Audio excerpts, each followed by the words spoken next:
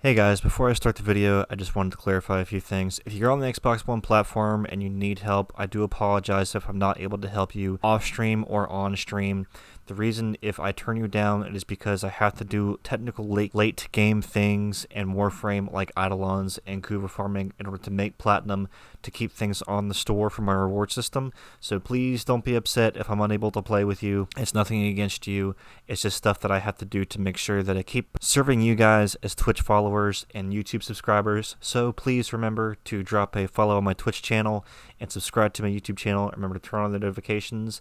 If you want more consistent communication with me, just follow the Discord, follow me on Twitter, follow me on Xbox, even though I'm not entirely sure how that works yet. Follow me on Twitch. And if you're curious as to how my giveaways work, just remember you could go straight to my Twitch channel, check out the commands list, and descriptions will be all over the place for you for whatever you want to learn. So thank you guys so much for listening, and on to the video. Hello everyone, Wolf425 here, back with another Warframe video, and today we're going to talk about Rhino or Rhino Prime. He is a very tanky boy. He's the one guy that everybody always chooses to get through the star map, the one that everybody always tells you to get if you can pretty much want to be carried through the game. That sentence made no sense at all.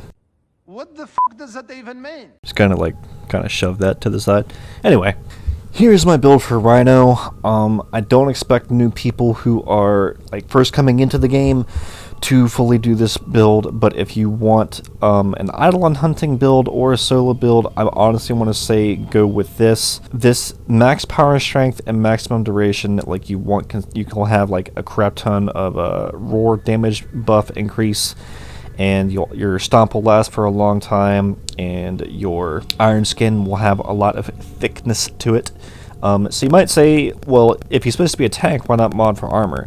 Well, everything survivability based for Rhino is going to be based off of his iron skin, and the way his iron skin works this as the same as Najah's warding Halo. So when you activate your iron skin in the certain time frame when you activate it and when you're being hit by enemies, that will give you more iron skin. It's like your frame is trying to adapt to the amount of equivalent damage that's being done to you. If you go for a lot of power strength, if you get hit a lot while you're activating it, that means you'll have more iron skin, and it'll last longer, and it'll last longer because you'll have more power strength into it.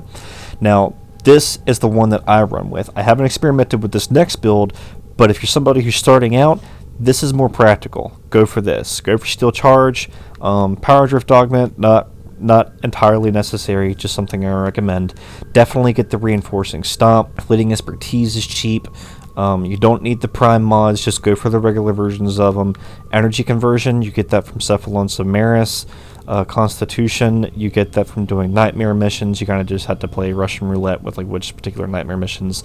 Rhino is great for nightmare missions. He's great for like I said, for a lot of new players when you're trying to do things solo. I'm not sure if this scales off of power strength, but most other augments have, so I want to say that it probably is pretty reliable and will restore more iron skin the more that you use your stomp. So if you have your duration low, that means you can use your stomp more. Along with your efficiency, you can use your stomp more because it will cost less energy. Your roar will cost less energy. Your iron skin will cost less energy. And you won't need much range because the idea is to hit as many enemies as possible. You could go for more power range since it's 80 for each enemy affected, but if you're in a large room of enemies and within a close circumference of you, that means that you're going to restore a good amount of iron skin right then and there. So we're going to put a quick build together if you're somebody who's first starting off in the game. So just bear with me for 1 second. I'm going to try and throw together a quick build for somebody if you just have regular Rhino and you're just now getting into the game. So I just threw something together real quick for any newbies who are just now getting into Warframe and you just so happen to have Rhino now. The Steel Charge won't entirely be necessary because that increases your mod polarity, gets you up to 78.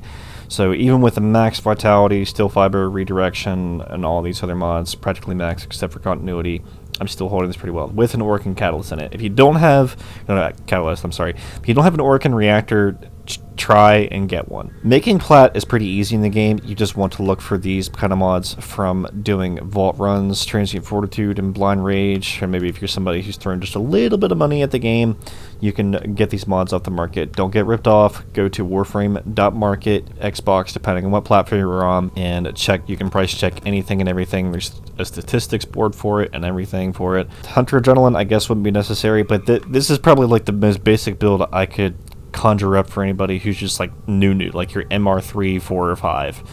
Just try and get these mods. Try and rank up these guys using your endo. That's about as basic as it gets. Some people run a augment for Rhino called, just give me 1 second, Iron Shrapnel. Iron Skin augment. Recasting Iron Skin will cause it to detonate, dealing 1% of its remaining health as puncture damage and knocking down enemies. This is the thing, is because you would then need range and strength. I just don't feel like it would be too reliable, because I mean you'd have to be consistently, so you'd need efficiency, range, and strength, because you would want, I don't know, that's the only thing that allows you to recast your Iron Skin if you're afraid that it's going to go down quickly. Iron Shrapnel, you know what, I probably should just go ahead and purchase this myself. I've seen a few people use it, it's just I don't think it's that conventional. I think it's just a better idea to just try and keep an eye on your Iron Skin, because there's going to be a number on this when you're playing as him. Like, you'll see that 2780, well, actually, it won't say that. It'll say like 100, and it'll go down to 1, and then you'll have like no Iron Skin whatsoever. Rhino's pretty easy. He's pretty simplistic, and he can be a lot of fun. Of course, as always, there's going to be some footage following this, so I'll show you my melee weapon, which is what I usually try and go for. The combination for it was Plague Kiwar, Plague Boken, Iguana to Ruhang, which is status based, because I still go for most condition overload builds, because I think status is still pretty king unless you have a particular weapon in the game. As for the class, I ran Zenark to gain more energy over time. As for my pet, I ran my Smita Cavet. This is a build for her. Of course, she's got a lot of decent amount of armor, decent amount of health. Survivability's pretty good. Always get Spectres. I tell everybody in every single one of my videos, always get Spectres. They act as a really good bullet sponge.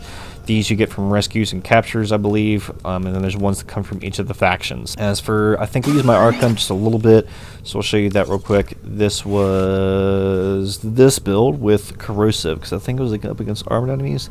If not, then it was this one for Radiation, Gas, and Magnetic, because I had the ribbon on it.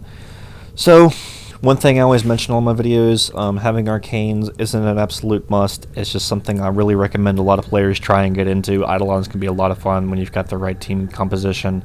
You don't need Arcane Guardian for him, because that won't proc unless you're out of your Iron Skin, and since that what his survivability revolves around is his Iron Skin. Just, I wouldn't worry about it too much. I'd honestly say try to do Energize and maybe some other kind of damage buffing Arcane, like Precision, Fury, Rage, something like that. And that's pretty much it. If you have any comments or questions, please leave them in the comments section below. I stream every single Sunday and Wednesday. Everything social media wise will be in the description below. I've got a Discord. Please join the Discord and follow me on Twitter. And again, I hope you found this guide useful. And everybody, strive proudly